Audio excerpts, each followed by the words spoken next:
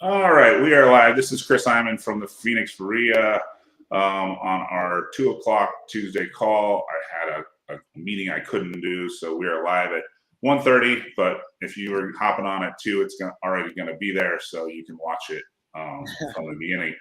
And then Luke's added a couple streams new to our channel today, so I'll let you explain those. Yeah, for sure. So you can hop on to our YouTube page on the Viking Boys. You'll be able to catch this streaming there, and then also on my Facebook page, just under Luke Rockwood. So under my name, you can check it out right there. So if you are live there now, you can hop onto any three of those and learn about gap funding today. Yeah, that's right. So this is a subject that I'm not really familiar with. I understand the concept, obviously, but I have had a hard money fund almost my entire time in the business. So I've been able to pay for everything 100% using just the first deed of trust. But they're going to explain how they're using gap funding. So basically, first deed of trust and then getting a second investor to jump in second position. So basically, they get the same 100% funding that I get.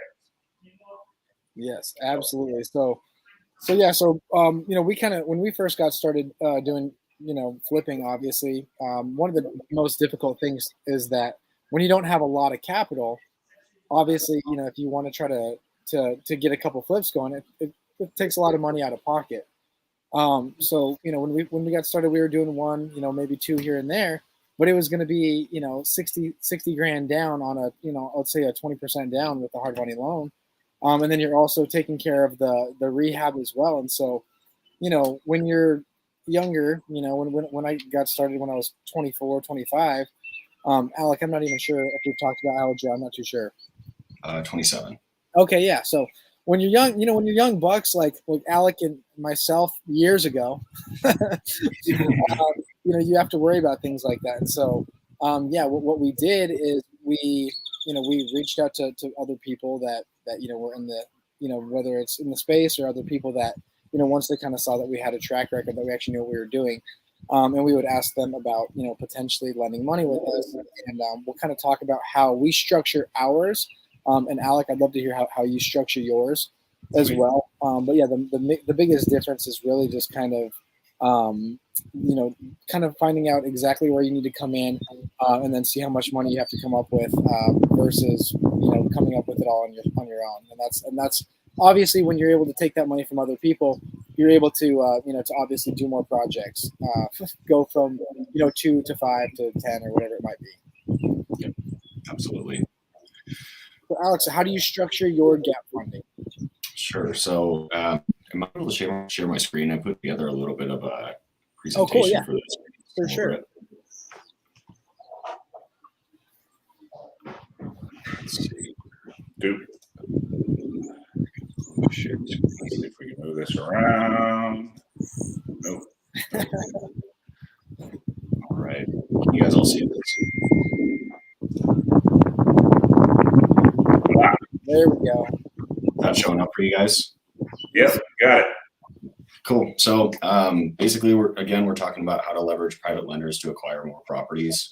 The picture on here is actually one of my recent flips / Airbnbs that we did that we used 100% funding for on that one. A little bit about my background. I'm a wholesaler and flipper in Phoenix. Been doing this for about 4 years. I actually started flipping last year. I just got really tired of pushing paper around wholesaling. I needed a creative outlet. So I just decided to make the transition and start flipping. So the common flipper cycle, you go, like Luke said, it's capital intensive. So you go save up money, buy the property, renovate the property, sell the property, collect your profits, and then you're paying all your bills that you've been paying, or maybe you had on hold, or you're just waiting for that check to close. And then you have to go save up more money and buy another property. Well, my flipping cycle is I raise the money, I go out and buy multiple properties at once.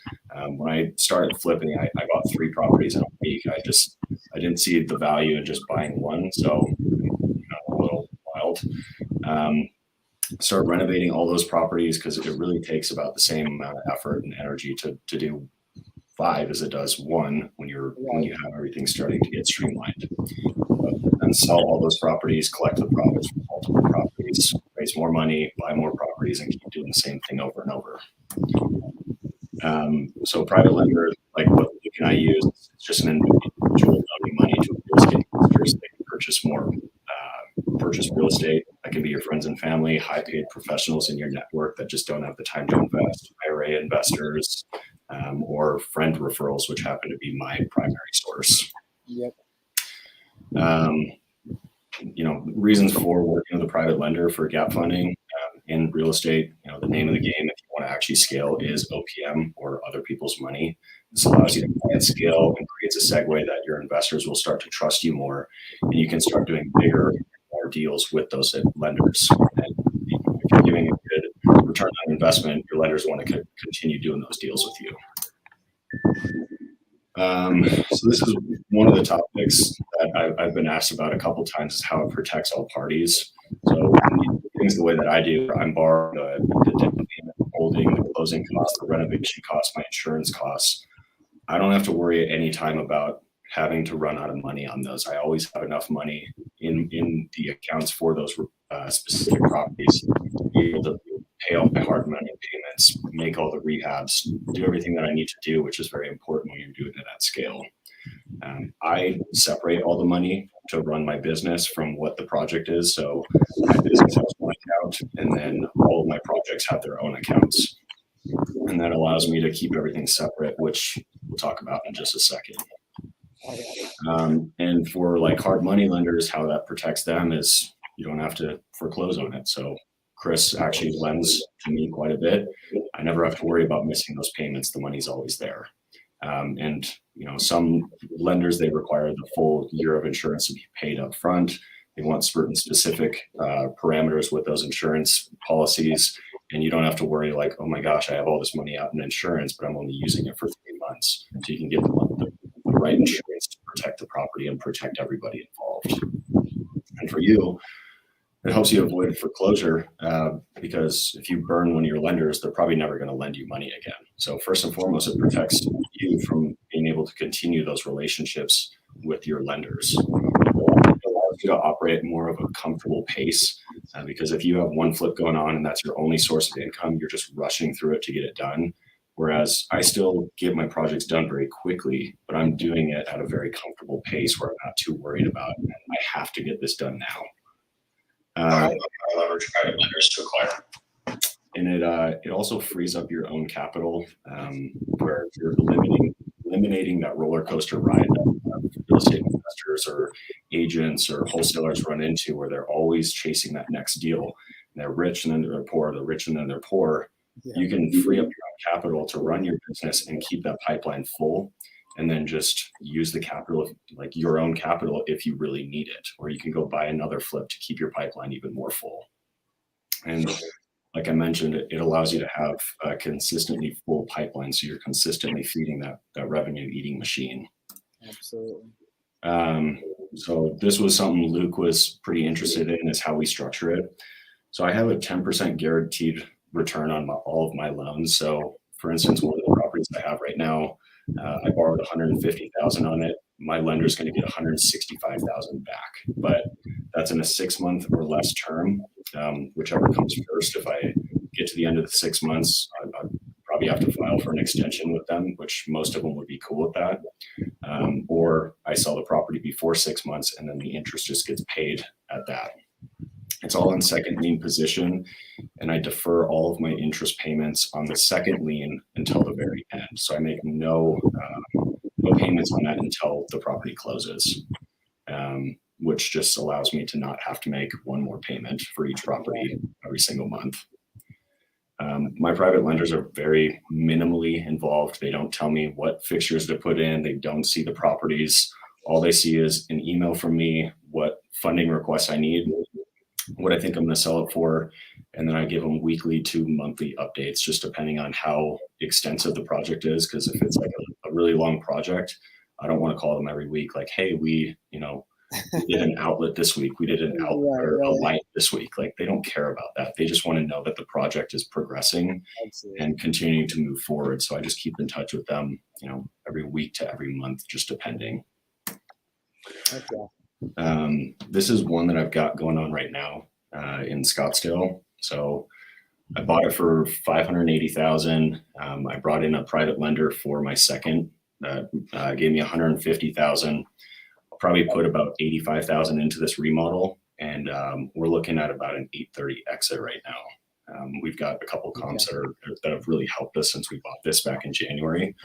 How that's structured is the exact same way that I described earlier. Borrowed $150,000, lender's going to get $165,000, and he'll probably get that back in about 4.5 months versus 6. Cool. So I got a quick question, but you said go back.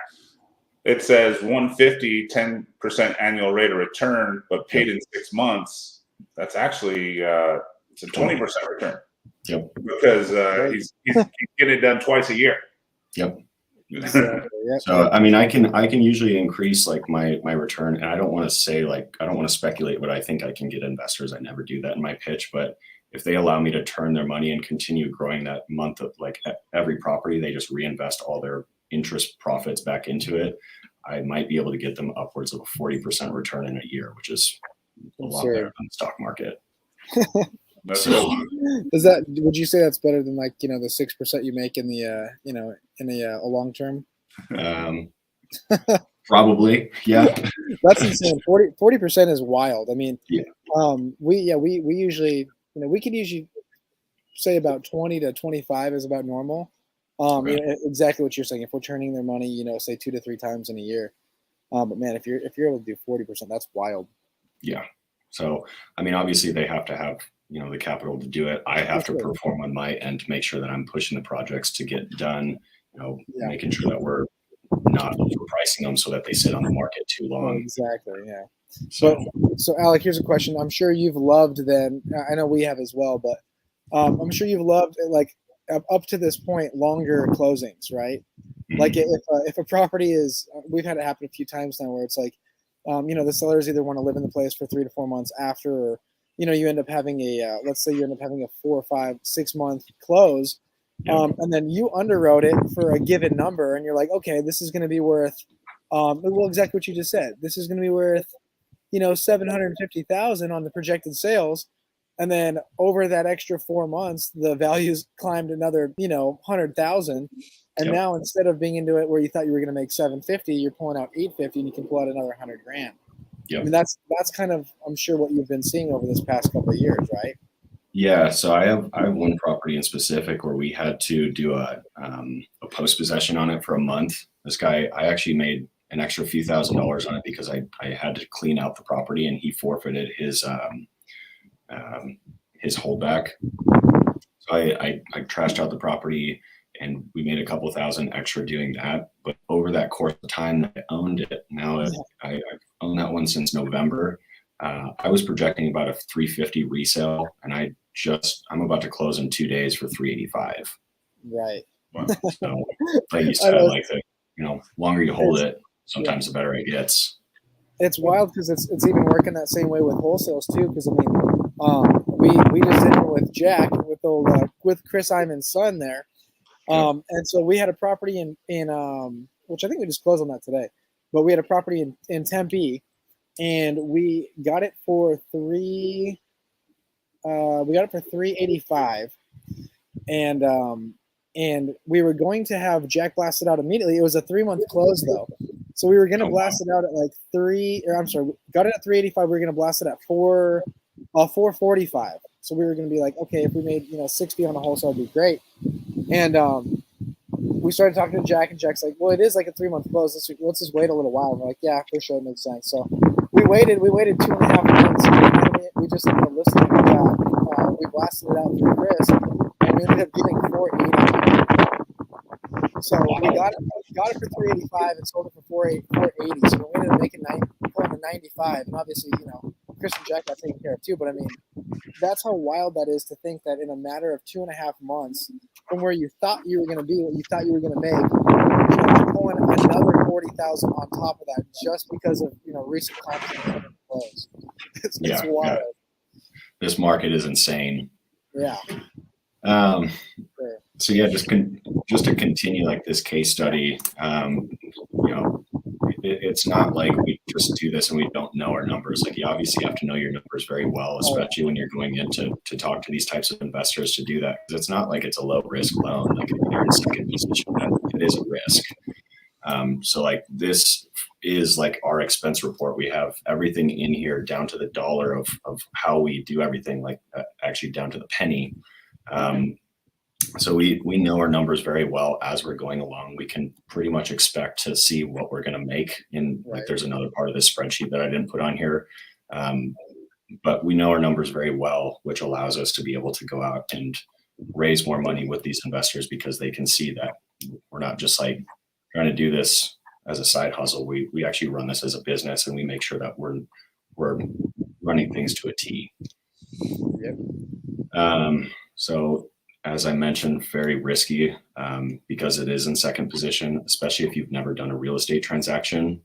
Fortunately for me, I've been wholesaling for a long time. So when I went to go start raising money, they were like, well, what have you done? I was like, well, this, here's my track record.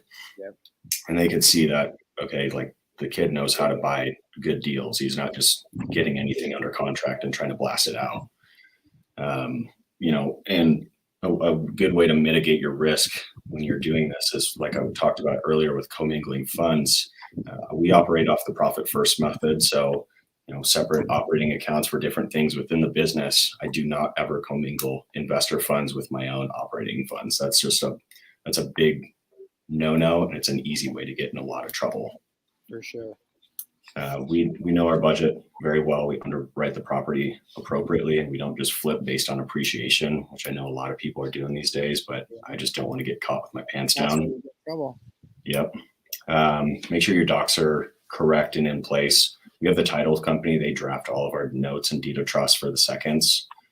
And the last one, and I had an investor call this morning, and he's like, well, what's my security? I'm like, well, I actually put your interest before my own. Before I get $1, I want to make sure that you're getting all of your money plus your interest back. So have that in mind when you're going into it, that your number one goal is always to protect your investors' money. It's not for you to make money. It's to protect theirs, because without their money in the deals, you don't have a business. Yep. And my last point is how to find your first lender. Decide that you're going to do it. That was the biggest thing for me. I was just like, okay, well, I guess I'm flipping now. I'm going to go out and do this. Call all your friends and family, ask for referrals. If you're just calling them, asking them for money, they're probably going to tell you no. But if you say, hey, this is what I'm looking to do. Do you know anybody who maybe has some money that they would want to invest in something like this? They may tell you no, but don't quit on your first no. Keep going. Like anything with cold calling or, talking to prospects, it's the exact same thing. Network can be around other high net worth individuals. That's where you're going to find, more lenders to work with, is talking about what you're doing and, just put yourself out there. For sure. One question I have for you, Alec, how do you, when you go about talking to them, how does that conversation go? Sure. Do you try to pique their interest and then go from there? Or, do you have like a little bit of like a, do you have like a little bit of a script that you kind of use, or, I'm just curious how you do it. Yeah, a little bit of a script. Sometimes I kind of freestyle though. Like this morning, I actually got kind of called off guard, and so I just kind of spitballed it. Basically, I tell them, this is what I've done in the past. This is what I'm looking to do. I don't know if this interests you at all, and then I kind of gauge their interest from there. If they say, yeah, like I'd love to hear more about that. That sounds like something I'm maybe interested in. Then I'm going to walk them through the process of how that looks. Find out, and I don't do like a one call close. It's not like I'm like, hey, like, yeah, we're on the phone. I want your money. Like I got to close today. It's like, I'm building that relationship. Like today I had a call with an investor this morning. Tomorrow I'm having lunch with them. I'll probably end up getting some sort of funding from that. And then we'll start going and doing deals after that. Heck yeah. I like it. So there you go. Obviously, if you're new to the business, document your deals, take the before and afters, take all that. If you're a first time flip and you don't have a gap funding person and you're looking for gap funding people, take the time to build out a nice spreadsheet and, document what you spent, what the closing costs were, all your expenses, your purchase price, your sales price, that way, when you get ready to go looking for people that are gap funding, you have all the documentation you have. Oh, where did I source the deal? I got it from this wholesaler. I sourced it myself, wherever you got it from. Yep. Take the time for the pictures. Take the time to get a nice spreadsheet together. Looks like we had a question. It says, do you need to be an accredited investor to raise money? No. I don't really ask the whole accredited investor kind of thing. I think that's more for like raising money for like a business or a fund, not necessarily. That's more for like 506c stuff and 506a and b stuff. But yeah, if you have a relationship with somebody and you're just looking for gap funding, you're basically kind of becoming partners in this deal. Yeah, exactly. Right? Yep. Whereas he's providing the gap money, and Alex executing and becoming the operator in the deal. So for sure. And I think that after a certain time frame and after a certain amount of projects that you've maybe completed, I think it kind of more so becomes almost they truly they trust you as a person, and they're believing you in your track record that you put together with them in whatever time frame it might be.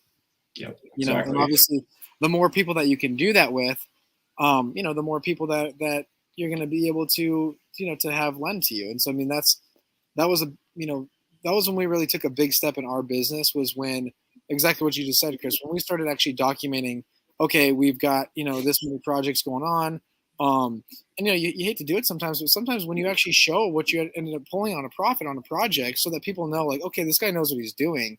Mm-hmm. It's not just some guy who's like threw a crew together and tried buying a house and then just got blown up. Like, no, they know what they're doing. They've got their pieces in place. They've got their their project managers. They've got their construction in place, and they're actually finishing them in good time frames, and they're actually making money for their investors.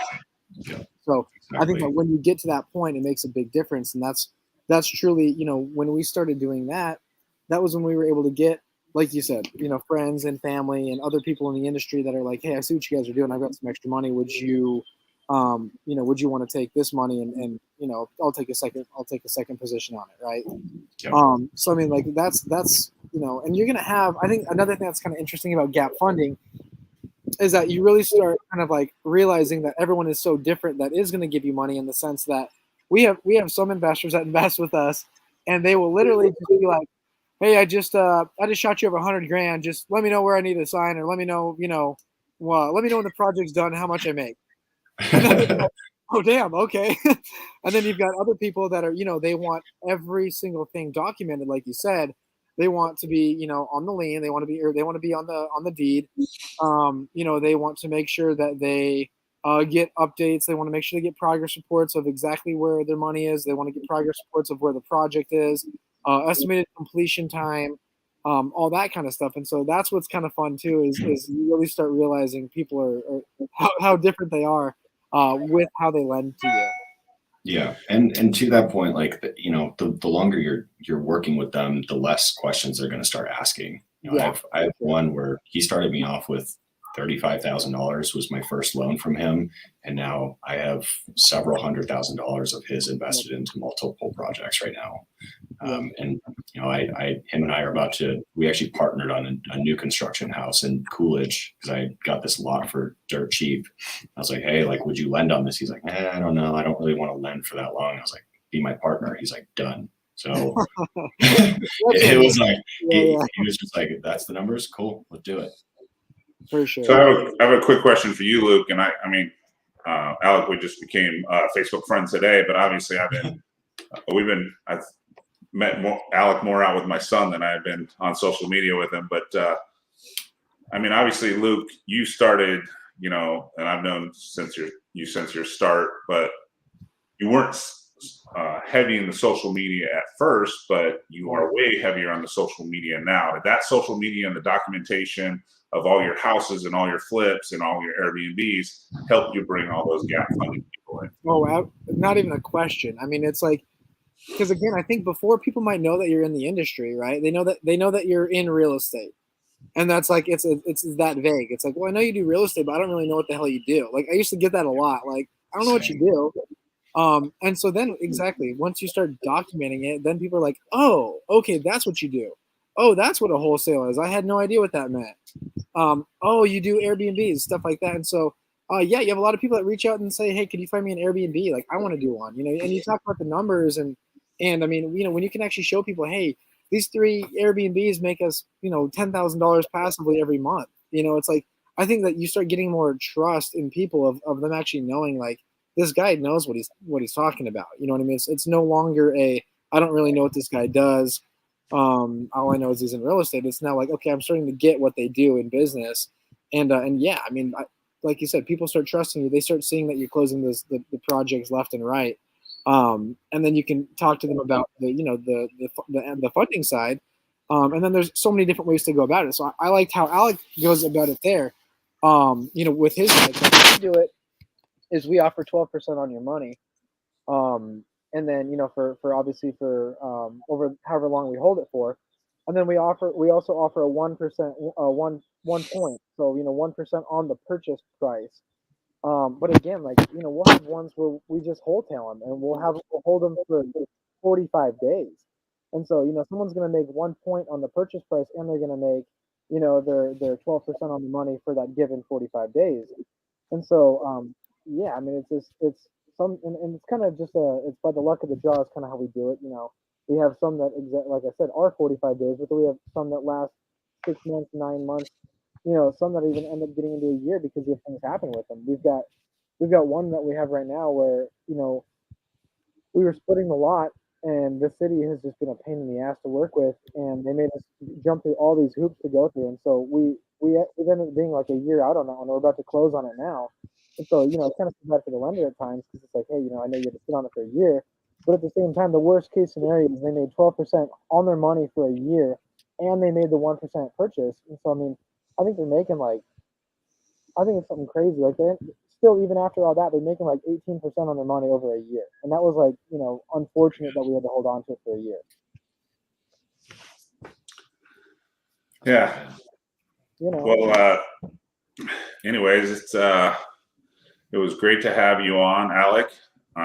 Congratulations on all your success. When did we meet? Like 3 years ago? Yeah, we did. You had just gotten, you're probably a year into the business. Now you're probably out there crushing it. Yeah, I was still an agent when we met, and I had just started wholesaling. So okay. Still I am. Now he's wholesaling. He's got multiple projects. He's building houses. He's got some gap funding. He's out there crushing it, and this is what's great about real estate. You get to hang out with friends. You get to do a lot of deals. You get to make some money. Get to tell some cool stories. And I mean, I wish I would have started when I was 27. I've only been doing it 20 years. But Chris, I thought you were 37. Yeah, 37. Yeah, that's it. But no, exactly like you said, Chris. It's fun too because you get to see your friends and you get to see people that are in the industry that they start doing really well, and you get to see them kind of take that jump of faith in themselves and go for it. And then when they do, you see the fruits of their labor. Obviously, like what we're seeing with Alec right now. It's like, exactly. It's amazing. It's amazing seeing the transformation going, from an agent to exactly everything that Chris just mentioned. It's wild. It's fun to watch though, for sure. Yeah. It's been fun to watch for sure. Anyway, once again, this is we're on every Tuesday on the Phoenix RIA. We'll be looking for a new topic next week. So we're also on, I think, Luke's YouTube page and his personal page. We'll probably be on my personal page next week as well. We can stream up to 8 different live places, so we're gonna just keep adding them.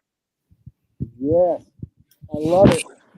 Thank but you. If you have any content question, or if you have any questions to Alec, I'll keep watching them, and I'll add them to the post. And if you have any ideas on what you want to learn about, just post it below, and we'll keep going. And Alec, on social media, it's under Alec Lebec for Instagram and Facebook.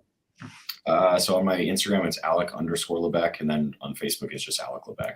Perfect. So if you want to ask Alec some questions, that's where you can reach him at. Absolutely. Cool. Thank you again, guys. See you soon. Guys. Love you guys. Appreciate it, Alec. Appreciate you guys. We'll see you guys soon.